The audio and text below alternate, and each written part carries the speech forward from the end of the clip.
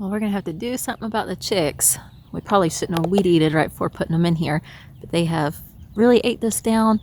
You can see the difference right at the fence line, how the grass is, which just didn't have a whole lot, but it did get weed eated right before. And I don't know if you'll be able to tell, but over there close to where the chair is over there, they that's where the coop's been several times, got slid over little by little. And they spend, even though they come out, they spend a lot of time in there, and they just like eat the ground down. So Michael's trying to figure out what to do. He's talking about coming up here and fencing off, but we need a pathway to be able to go up and down this hill. So he's having to work with that, or possibly go up further on the hill past the fence a little bit. So I'll try to decide what to do with that here shortly. So we've had some problems today. Earlier, the quail pen got opened and one of the quails shot out. And I guess because it was moving so fast, the chickens thought it was something, and they grabbed a hold of it actually and had it by the neck, but Michael was able to save it. And then a little while later, when somebody was feeding them or whatever, another one shot out, and it made its way into the blackberries. Thick blackberries. So we might have completely lost that quail. Michael said it did come out at one point, and he went and tried to get it, and it darted back in. So we're hoping that as evening comes and it's time to roost, that he'll end up trying to come back over here to all of his buddies. But it seems like last time we had quail, we had one get out, and we were hoping that's what happened, and we just never saw it again. So hoping it shows back up. We were surprised. The chickens are all around them. They don't show any problem. They actually, as you can see from the poop on top, they get up here and lay down and groom, and they don't act anyway. And they wouldn't grab a regular chick like they did. They wouldn't chase them down, and this is like the size of a regular chick. So the only thing I can imagine is because the quail are going so quickly that it was just like the instinct reaction to like chase a bug or something like that, just act real quick and go grab one. So that's what's going on. But I wanted to show our system is working, that we brought the quail in here. So you can see all the manure that they're laying. So there's one day that they were. Let's see, I guess this whole area, so down there to where Miss Wyoming is, all that is feed that they spilt out, and the chickens are working on salvaging that so it won't get wasted, so that's good. So I guess that's one whole area. The quail are eating grass through the pen. They're sticking their beaks down there, or it's coming through. Every time I come out, I see them eating. And so the day before, they were over there, and you can see that little bit of feed that got left. They ate most of it so far. It's mostly just the powder that's left, but you can see all the manure. They're getting this all fertilized, and it's getting moved are you moving it every day, Michael? Are you moving that every day or 2 days? Every day. He's moving it every day, so that's actually a lot of manure for one day. I don't know if you can tell all the little speckles. And then they had this other second, I think this is where he started them at in here, and you can see right there that little bit of powder from the feed. So the chickens have been working on it, so that's, maybe he started them over there. I'm not sure. But anyway, you can see it's a little bit less there. And as the days get further, it gets a little bit more feed left there. And then yesterday's feed's right there. So we are salvaging that by having them in here and letting the chickens have it. So they spotted, I haven't seen it yet, but they spot the quail behind that black. I thought you didn't want me to go over there because you don't want me to scare it. Let's see if we can see the quail. So he said it's behind the black post right there. Oh, back in the little hole. Well, maybe I'm looking in the wrong. Oh, do I see it? Yeah, I do see it. All right, I don't know if you'll be able to see it. Let's see. I'm going to point. It's in this little hole right in there, but it's showing it's dark. Let me see if I can brighten the screen where you can maybe see it. You still can't see it. Let me see if I can get it close without spooking it. Hey, buddy. Oh, you're a little girl. We don't want to lose you. Can you see it in there? Can you see it right there? Oops, I darkened the screen. See, they blend in so good. Hey, sweetie. Let's see, can you see her? See her hiding in there? Hopefully she'll come out and we won't lose her. They are super fast. Since we're on the subject of quail, yesterday we got a big surprise, and I videoed it yesterday, so I'll throw that in here. Ariana, what did you find? The quail egg. Our very first quail egg. Your shirt is nasty, but we got a quail egg. Your shirt matches the quail egg. It's exciting. But that is at 6 weeks and 1 or 2 days. We had some start hatching on a Thursday, I think, and Friday and Saturday. So they hatched on different days. So yesterday was a Saturday. I don't know if you can see. Let's see if I can zoom in. She's starting to come out. So can you see her? She's looking. Hopefully she'll come back. She's stepping out a little bit more. Let's just put her head down. They totally disappear. They blend in so well. There's a little head moving. Let me brace my arm so I'm not wiggling. But they just blend in so well. She's looking around at the berries or the blackberry bushes and stuff, so I'm hoping that she don't try to go off. One of the roosters crowed a minute ago, so she knows where they are. Hopefully she'll come on over here. She's actually talking. She's calling, and the rooster's crowing. See her peeping? I know you can't hear her, but hopefully she'll come on over here to the rooster. I know you probably can't hear me, I have my mask on, but hopefully she'll come over here to the rooster. She was chirping to him. Well, it's starting to rain, and so she went back in. Hopefully she's just trying to get cover from the rain, and she'll come back out and not just disappear. So. Okay, so we just they scraped up old cut grass from the yard and some branches and things. So we got some evergreens over here, and they are really liking it. They are not flighty at all. They're actually letting us pet them because they're so excited about it. So they're really happy. And we got our second egg today, so that was exciting. Let's see if they'll get down here. They need to get their dust bath in here. They're trying to dust in this hay. Let's see if they'll let me come pet somebody. Let me pet you. Hey, buddy. Yep, you are being sweet and good. I'm excited. Y'all are excited. I'm excited. See, all of these are letting me just pet them. They're so happy. They don't even care about me. It sounds like you hear their sweet little talking? Sounds like squeaky shoes. So, got them a little wall built over here with evergreens. So they're happy. I think it looks like a frog's stomach. How do you know? They're even letting the kids pet them. Soraya's right, they sound like squeaky shoes. They are happy. There's a nice rooster crowing. I guess squeaky shoes is the sound of happiness.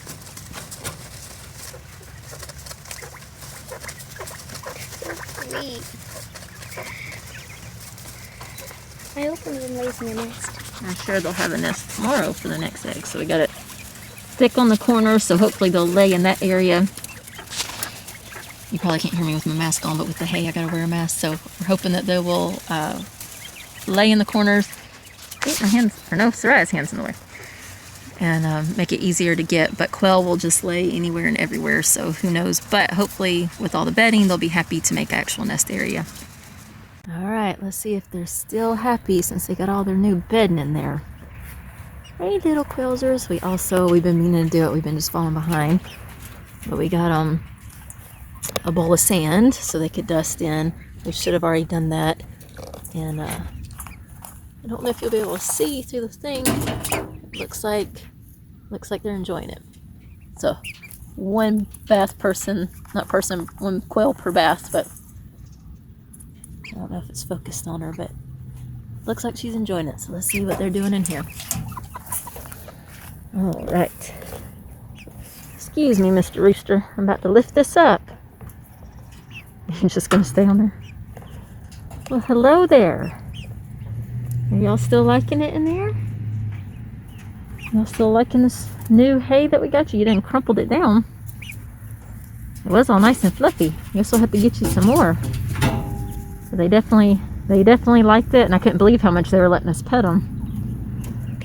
Oh, excuse me, Roo. Come on, Rooster Roo. You got to slide over, Rooster Roo. There we go. Michael's gonna be mad at y'all, making a mess up there. Okay, so I want to tell you, so the Quail, we got her back. Well, when I say we, I mean Michael. One of the kids had noticed something out in the grass, and they went and told him they thought it was the quail, and he came out, and he actually, from what they said, he actually walked up on it pretty, not like rushing at it, but didn't go super slow, and didn't get slow until right when he got up to her, and she was out in the grass, past, not close to where the coop is, but further down, but in the fence. And they said all the chickens were looking at her, and they weren't going crazy. So apparently when they went to attack that one and grabbed it by the neck earlier, he just had to do because it shot out fast and they were just going off reflex. And her coming in, slowly to get back in here must not have triggered that in them. And anyway, Michael just walked up and scooped her right up. She didn't care. She didn't even, what's in his hands, she didn't flap her wings or fight or anything. He said it was like she was saying, please let me back in, let me back in. So praising Yahweh that she came back and we were able to get her. We're wanting to get as many, keep as many of the females as we have, so we don't want to lose any, and start having them for eggs, so that me and Aaliyah will have that good allergy help every day. And also we want to start raising them, so we want to start getting the incubator going in a few weeks once they're laying good, and for sure the fertility will be good, and either raising them for meat for ourselves or raising them for selling day old or 3-week old after they're out of the brooder. So anyway, so that's a little venture that we want to try to do, so we want to make sure we have as many females as possible. I did think it was kind of funny. My oldest, my 15-year-old, she asked Michael just a little bit ago if she could help with the butchering of the quail, and that's not something you normally have a girl especially ask, but really a child at all. But she is 15, but she said she wanted to know how to do it, and she has helped before with plucking and things like that, but she wanted to help with the actual butchering. So personally, I don't want anything to do with it. It bothers me as far as it makes me not want to be able to eat it, but I know because I'm going to eat meat that's what happens, and so I know I need to get past that and I want it to be done humanely and the animals have as happy of a life as they can. But it's just quite funny to me to think, oh, I'm gonna go ask permission, can I go help with this? So anyway, so I was proud of her. And anyway, so we've had a problem today. Well, we've had a problem this whole season as it started getting warm. Even on days where it's like high 60s or 70s, the bus really heats up with everybody in there, and if there's any cooking and the sun hitting it, and it just seemed like our air conditioner wasn't working right. It was on and it felt like it was blowing cool air, but it just wasn't keeping up. And last summer it was in the high 90s and hundreds, and it felt like then, it was a little warm inside, it felt like then what it does now when it's only in the 60s, 70s, maybe the low 80s. And so we were trying to figure out what's going on. So we still had a warranty on the air conditioner. It's 2 parts. It's got the air conditioner up top, and then the bottom is a different unit that controls the control to turn it on and off. So he sent back the air conditioner, and they took it, they covered it, but we actually went ahead and upgraded to a bigger one because we thought, well, we need to make sure that we're going to be comfortable, because we had hoped to be out west where it'd be cooler in the summer. So anyway, we wanted to make sure that we'd be comfortable since we're still in the south. And so with the bigger one, got it in, and one of the things, it's not just being wimpy, wanting to be comfortable. Heat really affects my health and my symptoms, so it's actually something that's pretty important. But anyway, so we got the bigger one, and same thing. It didn't even seem like we even upgraded to a bigger unit. It didn't seem like anything got fixed. Sorry, chickens are making a weird noise.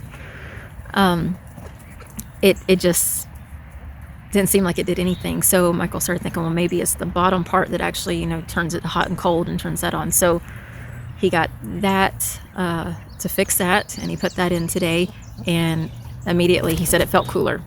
Blowing out, it felt colder than what it was, so maybe that's what it was. And the kids said it felt cooler when they put their hand up to it to see what it was. Chickens get me. And it didn't take long, maybe 30 minutes, and it froze over. And so I don't know what's wrong with it, but Michael said if that didn't fixing the bottom, that he was just going to get whatever, get refunded or whatever, and just go to another brand, because it just seemed like this was too quickly causing a problem. Because we got that air conditioner put in the summer of last year, and so just this early spring, so we're talking like 6 months or so, it's already not working, and so not sure what exactly is going on. But the first one, actually, we had to take it to a service station for them to say, yeah, it needs to be, refund it or whatever. And they didn't tell us what was wrong with it. They just told us that the company approved the the warranty on it. So who knows what it is. But anyway, hopefully we can get that fixed soon, because this week we go from it being cold to this week is going to be in the high 80s. I think that's what he said. I know he said 80s. I think he said high 80s. But anyway, it's going to be hot, especially in the bus. That's one thing. I wanted my windows. I have lived where before for many, many years, all I could do was sit on the couch. I couldn't watch a movie. I couldn't read a book. I couldn't go outside. I couldn't do anything. And I sat on the couch staring at the wall and out one little window, and our house was kind of dark. We had windows, but everything was covered with a covered porch. So it was kind of dark, and I wanted to be able to look and see even if I can't go outside. And so I've improved the last couple months enough where I can go outside some. This is new. I have to sit. Other than this, short distances, I go from here to there. I have to sit most of the time. But it's a blessing to be able to come out and see things. But anyway, but still, I wanted the windows to stay because I wanted to be able to see. Michael wanted to cover every window in the bus except for driving windows. And I was like, no, I want to be able to see. And I really enjoy my windows, even though we have to deal with the hot and the cold exchange. I really enjoy them. But that's something that it does warm up in the summer, and it does let out your heat in the winter and lets the cold in. So it is a little frustration, going on there. But the happiness it brings me every morning, waking up to just the bright sunshine, sun rising, coming in, it makes me happy. So I like it anyway. We just got to work around it and figure out how to fix it. But I have a lovely supper tonight, so I will show you what I'm having. Before I show you what I'm having tonight, which I know that was a total change of subject in the same breath, talking about the windows and then going straight into the food. But with the quail egg that we got yesterday, I got that for my breakfast today. So that's a new food for me. And so when I get a new food, I have to try the food on day 1, wait day 2 and 3, and then I try it again and wait day 2 and 3 again to make sure I don't have any reactions to it. Because it can actually take 3 weeks for you to have a reaction to a food sensitivity. But for sure, the 3 days, and you can kind of, most of the time, deem it whether you reacted or not. And so Aaliyah made me some scones today, some apple scones, and put the quail egg in it. I didn't get all that much because it's a little bitty egg. I'll have to throw a picture up. She took a picture of it in the bowl with the fork right before she scrambled it, so you can see how little the yolk is. But anyway, so she made the batch, and I was just thinking she was just making me a couple scones, and it ended up being, I think she said 8 scones, and so I ate 2, and so it wasn't a whole lot of egg in there, and I was kind of like, I don't even know if that counts as adding it in, but Michael felt like it probably is enough to trigger if I'm gonna have a reaction or not. So hopefully I'll be able to have that new food. I haven't had eggs in over 1.5 years, and before that I had them for just a little while, and then before that it was probably 2 years I went without eggs. So it would be nice to kind of have some eggs, and hopefully have the health benefit of the helping with the allergies on it too. So hoping that goes well. So the bowl we put in there for their dust bath, it was too small. I mean, 1 or 2 could get in there, but they were chickens. Stop pecking my camera. They were wanting to eat it. They ate a lot of the sand, and they're good. And anyway, so I went trying to find something bigger but not too big, and the trash bag boxes best I could do, but we taped it to reinforce it. It's chicken. Sorry. But they were checking it out until I lifted this lid, and they're looking at me. Y'all go check it out, see if you like it. Y'all go see what it is. They're really curious. When we were putting the straw and stuff in today, they all got out of the way, but then they all came back wanting to check out what we were doing, and they didn't even care that we were putting straw in there. They weren't acting scared at all. They were letting us pet them and everything, and just wanting to check it all out. Go ahead, get in, buddy. There you go.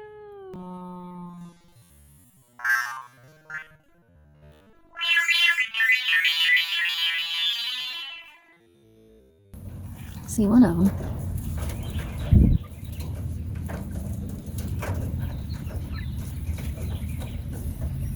Now go ahead, go get in. They had to all go get their buddies. They were too scared to come together. I mean, not to come together. There you go, looking in. Go ahead, hop on in there. There you go. There we go.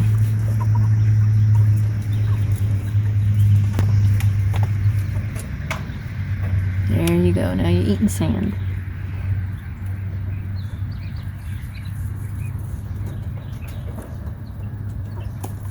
So I've seen several times today roosters grab a hold of the back of another bird trying to mount them, and it actually ended up it was actually roosters that they were grabbing.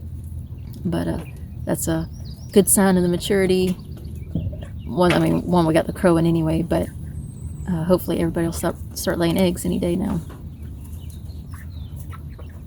So here's what I'm having for supper is cassava noodles, and they're actually really, really good. I get them from Azure. Do you have a box? I can show you what brand they are, but they are really good, especially after going over a year and a half with no pasta whatsoever. So here's the brand, Jovial grain-free cassava noodles, free of all of that stuff. Let's see, where's the only ingredient, if I remember correctly, is cassava. Nothing else, not even, water, no salt, no anything. So these are really good, especially if you can't have any other pasta.